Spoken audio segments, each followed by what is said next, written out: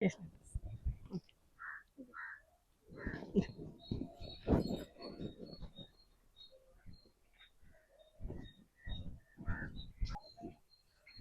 Back.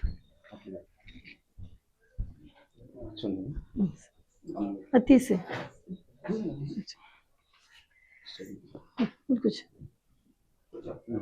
అమ్మ madam, నమస్తే అమ్మ, బాగున్నారా? బాగున్నారా? మేము అక్క. ఓకే, మీకు ఇంకా మ్యారేజ్ కూతురా? ఓకే, ముగ్గురు. మీకు ఎంతమంది అమ్మా పిల్లలు? ఇద్దరు అబ్బాయిలు. మీ పేరు? నా పేరు రవీంద్ర. రవీంద్ర. మీ ఫ్యామిలీ బ్యాక్గ్రౌండ్ చెప్తారా? మా ఫ్యామిలీ బ్యాక్గ్రౌండ్ వచ్చేసి బార్బర్ చేసేవాళ్ళు, బార్బర్గా చేసేవాళ్ళు. ఓకే, ఫ్రెండ్ చేసేవాళ్ళు. నేను మా నాన్న 20లో చనిపోయినాడు మేడం. 2020లో చనిపోయినాడు.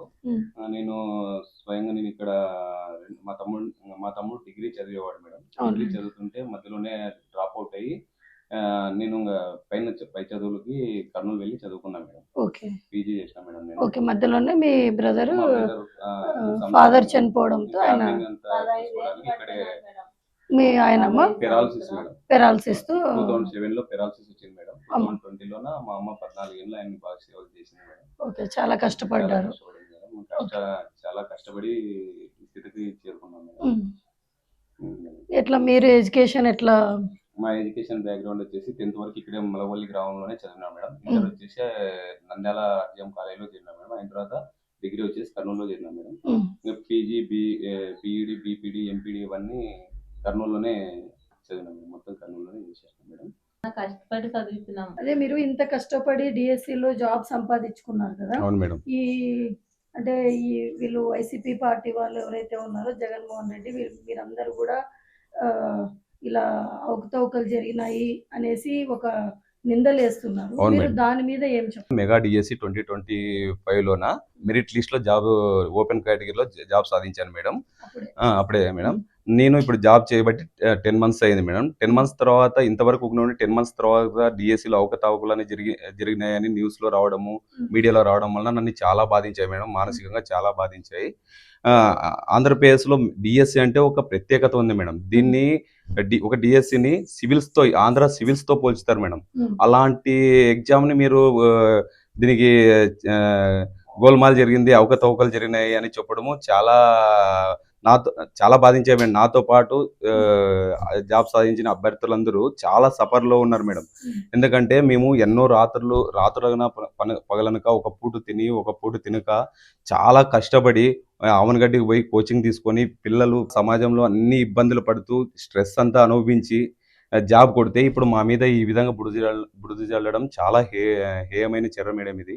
ఇది మా ఆత్మగౌరవాన్ని, మా నిజాయితీని వాళ్ళు ప్రశ్నించిన అవమానపరిచి మనం. అవును మేడం, తెచ్చుకుంటే అవమానం. ఇది డైలీ మాకు ఇంత కష్టపడి మెరిట్ లిస్ట్ లో 2 పోస్టులు వచ్చినాయి మేడం. ఒక పోస్ట్ నేను స్కూల్ అసిస్టెంట్ తీసుకున్నాను నేను, ఫిజికల్ ఎడ్యుకేషన్. ఇంత సాధించినా కానీ లాస్ట్ కి ఈ విధంగా బుడిద చల్లడం చాలా, ఇది డైలీ పడుకున్నప్పుడల్లా నాకు ఒక బాధిస్తుంది మేడం. నేను 2018లో డిఎస్సి రాసిన మేడం. అప్పుడు జస్ట్ మిస్ అయింది నాకు. అప్పటి నుంచి నాకు 2018 నుంచి 5 సంవత్సరాలుగా ఎటువంటి నోటిఫికేషన్ రాలేదు మేడం. డైలీ రేపు వస్తుంది, ఎల్లుండి వస్తుంది అని డైలీ చూసుకుంటా హాస్టల్లో మేడం ఒక డిఎస్సి అభ్యర్థి యొక్క కష్టాలు ఒక హాస్టల్స్కి వెళ్ళి చూస్తే వాళ్ళ బాధలు కష్టాలు అర్థమవుతాయి మేడం. దాని వెనుక ఎంత వాళ్ళ శ్రమ ఉంది అని, వాళ్ళ ఇంట్లో ఫ్యామిలీ ఎంత సఫర్ అవుతున్నారు, వాళ్ళ శ్రమ అనేది. మ్యాక్సిమం డిఎస్సికి ప్రిపేర్ అయ్యే అభ్యర్థులందరూ below poverty line, middle class వాళ్ళే ఎక్కువ ప్రిపేర్ అవుతారు మేడం. కొద్దిగా రిచ్గా ఉండే వాళ్ళు ఏదైనా బీటెక్ చేసుకొని సాఫ్ట్వేర్లో లేదో డాక్టర్లో లేదో డిఫరెంట్ దాని ఐటీనో ఇట్లా దాని లేకపోతారు మేడం. ఈ డిగ్రీ బీఈడి చేసిన ప్రతి ఒక్కరు సాధ్యమైనంత వరకు మిడిల్ క్లాస్ ఫ్యామిలీసే ఉంటాయి మేడం. ఎన్నో కష్టాలు పడి సాధిస్తే ఈ విధంగా బుడిద చల్లడం చాలా హేయమైన చర్య మేడం. డిఎస్సి అనేది 320 కేసులు వేసినారు మేడం దాని మీద. డిఎస్సి పైన 300 ఇవ్వకూడదని. అవును మేడం, 320 కేసులు అయినా ఒక్క కేసులో కానీ మనం లెక్కలేదు మేడం. వాళ్ళు ఇప్పటికీ చేస్తూనే ఉన్నారు. సర్లే, మీకు ఏమన్నా అటువంటి ఎవిడెన్స్ కానీ ప్రూఫ్స్ కానీ ఏవన్నీ దొరికి ఉంటే కోర్టులో ప్రూవ్ చేసుకోండి. ఎవరైనా ఎవిడెన్స్ ఉంటే కోర్టులో దీన్ని తొలగిపోయినాయంటే ఇది అనవసరంగా రాజకీయ లబ్ధి కోసము మా డిఎస్సి అభ్యర్థులను రాజకీయాల్లో లాగి మమ్మల్ని ఇబ్బంది పెట్టే విధంగా ప్రవర్తిస్తున్నారు మేడం. మేము చాలా కష్టపడి తెచ్చుకున్నాం మేడం. దీనివల్ల మేము ఈ జాబ్ తెచ్చుకోవడం వల్ల అంతో ఇంతో పిల్లలకి బాగా ఇప్పుడు కొద్దిగా సర్వైవ్ అవుతున్నాం మేడం. సొసైటీలో మాకు గాని ఒక పేరు వస్తుంది మేడం. పేరు వచ్చింది మేడం. సొసైటీలో గురువు కంటే ఒక ప్రత్యేక స్థానం ఉంటుంది మేడం. అటువంటి గురువుని ఈ విధంగా చేయడము, రాజకీయాలు లాగడము, ఎక్కడెక్కడికో మా మీద కేసులు వేయడము, అది మాకి మానసికంగా చాలా క్షోభకు గురి చేస్తున్నారు మేడం. గతంలో మీరు ఇప్పుడు ఈ జాబ్ వచ్చింది మీకు మేడం ఇంతకు ముందు మీకు ఫైనాన్షియల్ గా మీరు ఎట్లా ఎవరి ద్వారా తీసుకునేవాళ్ళు? మేడం మేము ఫైనాన్షియల్ కంటే మీకు ఆర్థికంగా మీకు చదువుకు కానీ మీకు ఏమైనా ఖర్చులకి కానీ మీరు ఎట్లా చూసుకునేవాళ్ళు? మేడం ఫైనాన్షియల్ కంటే ఒక వ్యక్తి బయట కోచింగ్ లో తీసుకొని కష్టపడాలంటే మాకి ఒక 3,000 ఇచ్చేవాళ్ళు మేడం. 3,000 ఇచ్చేవాళ్ళు. మేము రూమ్ రెంట్ అంతా కట్టుకొని 2,000లోన కట్టుకొని మిగతా 1,000 రూపాయలు ఖర్చులు పెట్టుకొని ఒక పూట తినక మేడం చొప్పరాదు మేడం. అది నైట్ 12 గంటలు అవుతుంటది, 1 గంట అవుతుంటది. పొద్దున్న చూస్తే 10 గంటలకు టిఫిన్ చేస్తుంటాం, 11 గంటలకి. ఎన్నో కష్టాలు పడి సాధించినాడు మేడం. ఊకినైతే ఎవ్వరు రాలేదు. అసలు దగాడి చేస్తడం వల్ల ఆ మాటలు చాలా బాధించాయి మేడం. చాలా బాధించాయి మేడం ఆ విధంగా మాట్లాడడం వల్ల. వారు చంద్రబాబు గారు వచ్చినప్పుడే ఎప్పుడైనా కూడా డిఎస్సి అనేది వచ్చింది. Yes madam, yes madam. ఈ రాష్ట్రంలో డిఎస్సి అంటేనే చంద్రబాబు చంద్రబాబు నాయుడు అంటే డిఎస్సి మేడం. Yes madam. ఆయన ఉన్నప్పుడు మాత్రమే ఇంతమంది డిఎస్సి రిక్రూట్ అయినారు మేడం.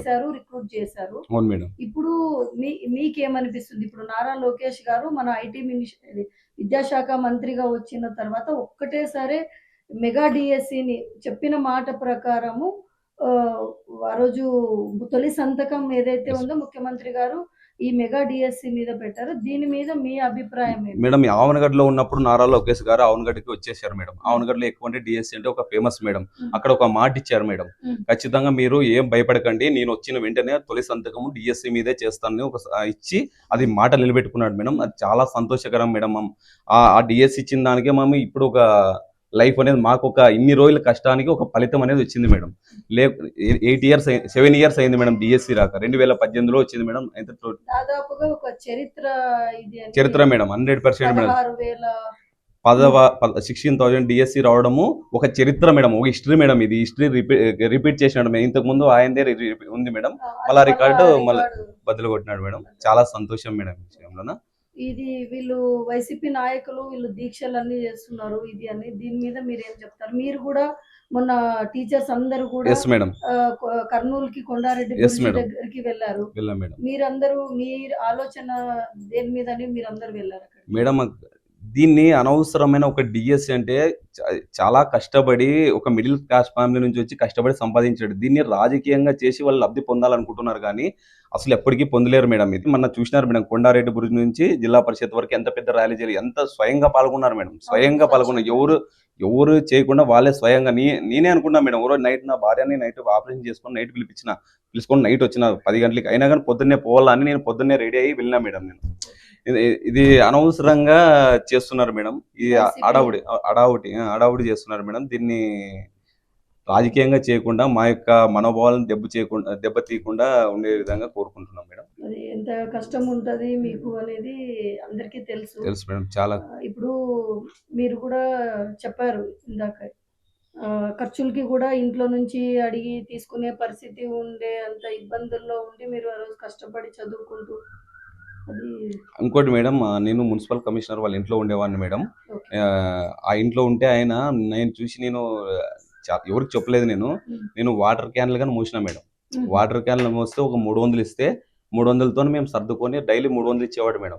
ఆ 300తో సర్దుకొని నేను ప్రిపేర్ అయ్యి కష్టపడినాను మేడం. ఇది ఎవరికి తెలియదు మేడం. అంత కష్టపడి తెచ్చుకున్నాను మేడం. ఆ కష్టానికి తగ్గట్టు మీకు ఫలితం వచ్చింది కానీ మనశ్శాంతి లేదు మేడం. వీళ్ళు చేసే ఆరోపణల వల్ల మాకు మనశ్శాంతి లేకుండా అయిపోయింది మేడం. మా మనోభావాలను దెబ్బతీసి మీరు చెప్తా ఉంటే మాకే ఎంతో బాధ అనిపిస్తుంది. మీరు పడిన కష్టం వింటా ఉంటే మేడం. ఈ వైసీపీ నాయకులు ఎవరైతే ఉన్నారో వాళ్ళు ఇంత దిగజారిపోయి ఇట్లా చెప్తున్నారు. అంత కష్టపడి మెరిట్ లో మీరు తెచ్చుకొని 2 పోస్టులు తెచ్చుకున్నారు. తెచ్చుకున్న దాన్ని కూడా వాళ్ళు ఈరోజు ఇంత అసత్యంగా ఉన్న అవకతవకలు జరిగినాయని చెప్పేసి వీళ్ళంతా చెప్తూ మాకు కూడా చాలా బాధ అనిపిస్తుంది. ఎందుకంటే మీ కష్టాన్ని వాళ్ళు అవమానపరిచారు మేడం. చంద్రబాబు గారికి మీరు ఏం చెప్తారు? మాకి 2024లో ఆవనగడ్డలో ఇచ్చిన మాట నిలబెట్టుకున్న లోకేష్ గారికి, చంద్రబాబు నాయుడు మాము ఎప్పటికీ రుణపడి ఉంటాడు. కృతజ్ఞతలు. Thank you. All the best. మీరు ఇంకా మంచి పొజిషన్కి వెళ్ళాలి, థ్యాంక్ యూ. మంచిగా ఉండాలని కోరుకుంటున్నాను. మీ బ్రదర్ ఏం చేస్తారు? నేను కానీ పొలాలు పని చేసుకుంటూ అన్నకి నేను డిగ్రీ చేస్తూ కానీ అన్న అక్కడ చదువుకుంటుంటే నేను ఇంట్లో చూసుకోవాలి, నాన్న ఎత్తేకి దించేకి మొత్తం అన్ని చూసుకోవాలని చెప్పేసి నేను డ్రాప్ అయ్యి ఈడ అల్లూరులోనే చేసినాను అల్లూరులో. డిగ్రీ. అక్కడ నంద్యాల చేరుదాం అనుకుంటే నాయన పడిపోయినాడు అని చెప్పేసి ఇక్కడే మీరు ఆర్థిక ఇబ్బందులు ఉండడం వల్ల. పొలాలు చేసుకుంటా చిన్నగా ఉన్నాం మేడం. అవును. అప్పుడు ఇంకా ఏం తెలియదు, నేనే చేసుకుంటా ఇంకా ఇక్కడ మనం పనులు చేసుకుంటా గుడికి పోకడం మాకు కొద్దిగా అన్ని ఇట్లా చేసినాం మేడం. అన్నాడు చదువుకుంటుంటే మనం విడిచిపెట్టి మా అమ్మకు తోడగా ఉండదు, నాయన చూసుకుంటూ ఆయన అక్కడ చదువుకుంటున్నారని చెప్పేసి మీరు ఇక్కడ ఫ్యామిలీ చూసుకున్నారు. మీరు కూడా బాబు బాగా చూసుకోవాలా మేము అమ్మని వాళ్ళని. ఆమె చాలా ఏండ్లు కష్టపడి మీకోసం కష్టపడ్డారు. అవును మేడం. మేము కూడా గుర్తు పెట్టుకుంటాము.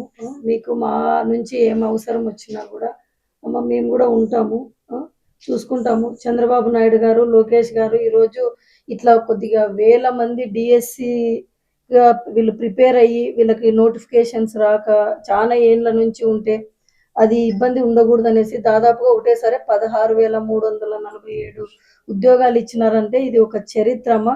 అది లోకేష్ గారు వల్ల మాత్రమే సాధ్యమైంది. అట్లనే వీళ్ళకి ఉద్యోగ అవకాశాలు ఇస్తూ ఎంతో మంది మంచిగా చదువుకోవాలా, ఎంతో మంది పిల్లల భవిష్యత్తు బాగుండాలా, టీచర్లు తప్పకుండా ఉంటేనే ఎంతో మంది పిల్లలు చదువుకోగలుగుతారని వాళ్ళని కూడా దృష్టిలో పెట్టుకొని 2 అవకాశాలు ఒక్కటేసారి ఒకసారి వీళ్ళకి మంచి అవకాశం ఇస్తూ పిల్లల భవిష్యత్తు కూడా బాగుండాలి, ఈ రాష్ట్రంలో ఉండే పిల్లల భవిష్యత్తు మంచిగా వాళ్ళు చదువుకొని వాళ్ళ జీవితాలు బాగుండాలనే ఉద్దేశంతో వాళ్ళకి కూడా మంచి జరిగింది. ఈ రాజకీయాలకి సంబంధం లేకున్నట్టుగా ఈరోజు నారా లోకేష్ గారు ఈరోజు చేస్తూ ఉంటే ఈ వైసీపీ నాయకులు ఎవరైతే ఉన్నారో వాళ్ళు ఇవన్నీ కూడా అవకతవకలు జరిగినాయని చెప్పేసి చెప్తున్నారు. అందుకు మేము కూడా మీ అభిప్రాయం తెలుసుకుందాం అనేసి వచ్చినమ్మా. చాలా సంతోషం. మీ అందరు కూడా బాగుండాలా, మీరు ఇంకా మంచిగా ఎదగాలని చెప్పేసి ఆ భగవంతుని కోరుకుంటున్నాను.